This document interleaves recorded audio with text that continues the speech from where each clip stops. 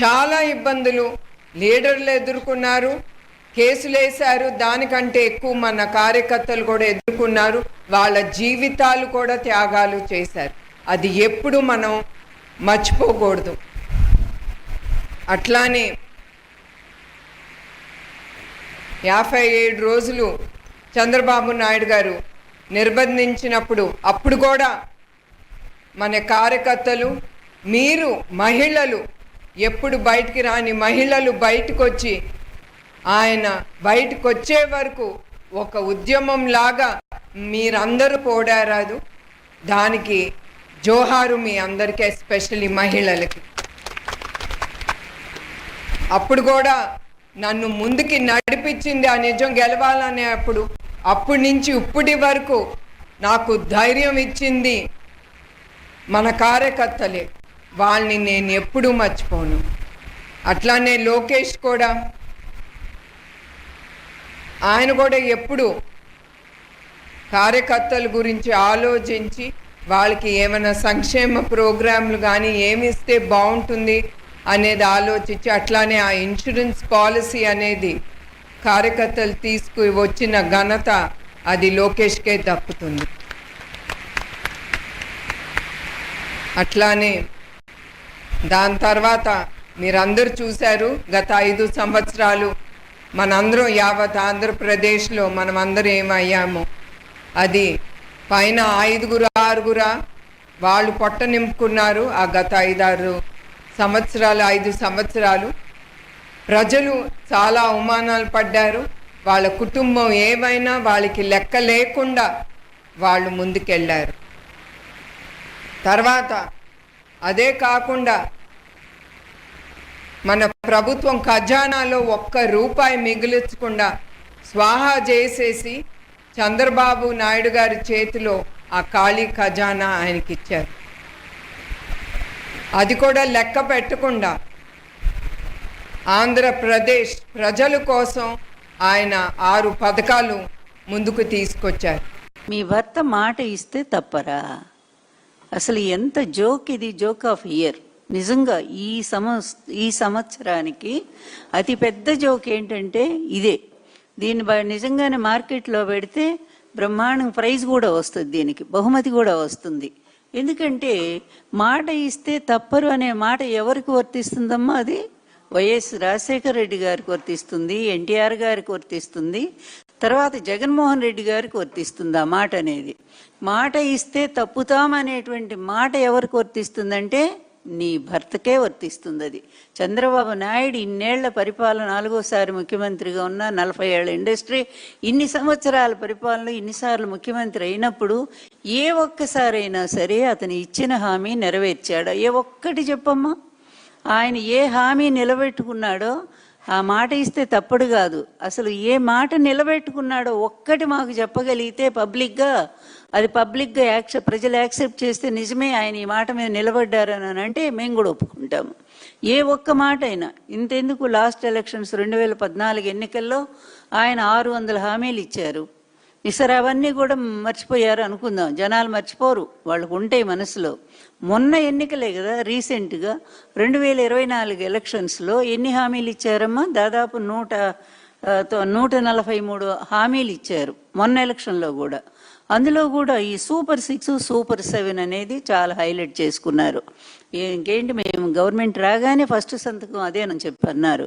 కానీ అందులో ఎన్ని అమలు చేశారు? మిగిలినన్ని వదిలిపెడదాం మనం. మీరు మహిళల గురించే మాట్లాడారు కనుక ఆ మహిళలకు జరుగుతున్న అన్యాయం ఏంటో, మహిళలకి మీ ఆయన ఎన్ని హామీలు నిలబెట్టారో వాటిని గురించే మనం మాట్లాడదాం ఇప్పుడు. 18 ఏళ్ళు దాటినటువంటి ప్రతి మహిళకు కూడా 1500 చొప్పున ఆడబిడ్డ నిధి ఇస్తామని చెప్పి ఎవరమ్మా ప్రకటించింది? చంద్రబాబు నాయుడే కదా ఎలక్షన్ ముందు. పెద్ద హామీ కదా.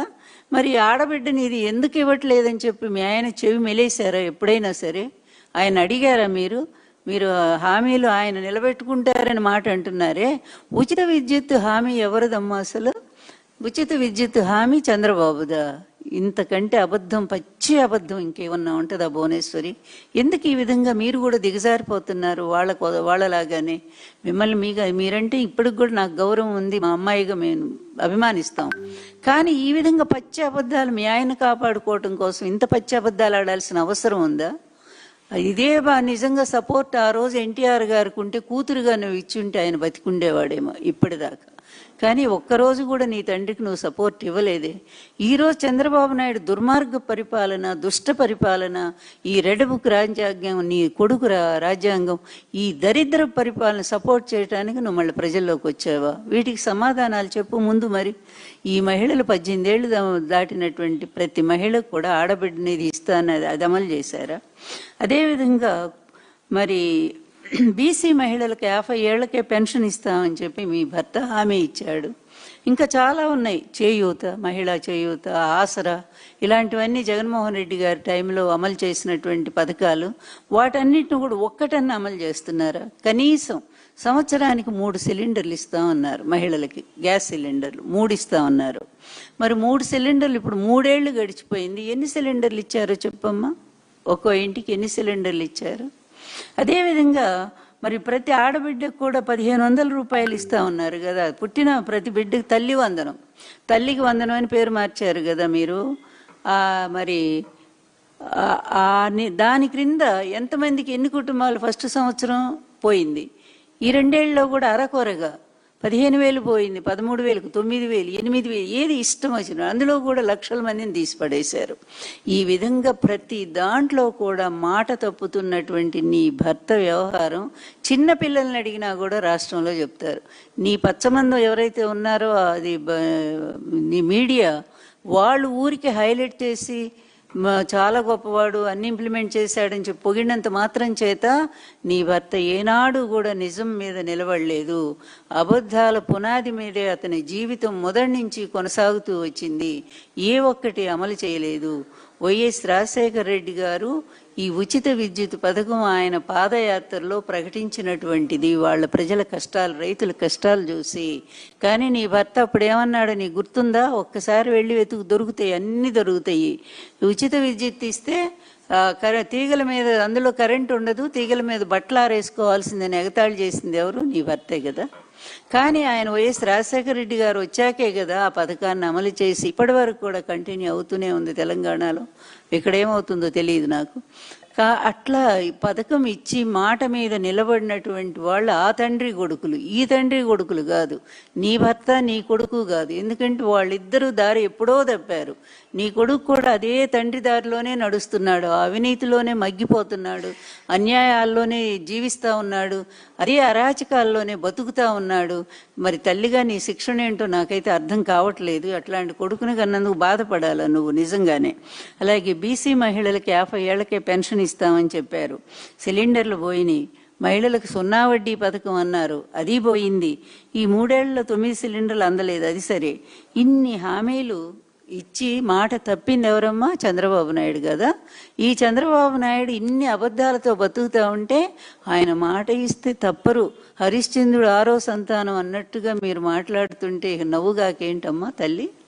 ఎంత నవ్వు వస్తుంది? మీరే ఆలోచించండి, మీరే ఒక్కసారి పరిశీలించండి. ఈ రాష్ట్ర పరిపాలన ఎలా కొనసాగుతుందో, ఎన్ని అరాచకాలతో సాగుతుందో, నీ కొడుకు దుర్మార్గాలు ఎంత దారుణంగా ఉన్నాయో, రెడ్ బుక్ పేరిట ప్రతిపక్షాలని ఎంత దారుణంగా వాళ్ళని మరి జైళ్ల పాలు చేస్తూ ఉన్నారో, ప్రశ్నించిన ప్రతి ఒక్కళ్ళని కూడా తీసుకెళ్ళి అరెస్ట్ చేయిస్తూ ఉన్నారే. ఇదా పరిపాలన? ఇదా ప్రజాస్వామ్యం? ఇదేనా ఒక తల్లిగా నువ్వు అంగీకరిస్తావా వీటిని? నాకు అనిపిస్తూ ఉంది ఈ మధ్య. ఎందుకంటే ఇప్పటికే రాష్ట్రంలో 3 అధికార వ్యవస్థలు నడుస్తూ ఉన్నాయి. ఇది 3వ ప్రశ్నమ్మా ఎందుకంటే మీరు ఆ విధంగా తిరుగుతూ మాట్లాడుతున్నారు కనుక అందరికి అనుమానం వస్తూ ఉంది. మీరు కూడా రాజకీయాల్లో, ప్రత్యక్ష రాజకీయాల్లోకి వచ్చేస్తారనేటువంటి అనుమానం నాకు వచ్చింది, అందరికీ వస్తానే ఉంది. ఎందుకంటే ఇప్పటికే 3 అధికార వ్యవస్థలు, అదే 3 కాన్వాయిలు, 3 ఫ్లైట్లు, అందులో చాపర్లు, 3 ప్రైవేటు విమానాలు ఈ రాష్ట్రంలో తిరుగుతూ ఉన్నాయి. ఈ రాష్ట్ర ప్రజల సొమ్ముని సర్వనాశనం చేస్తూ ఉన్నాయి.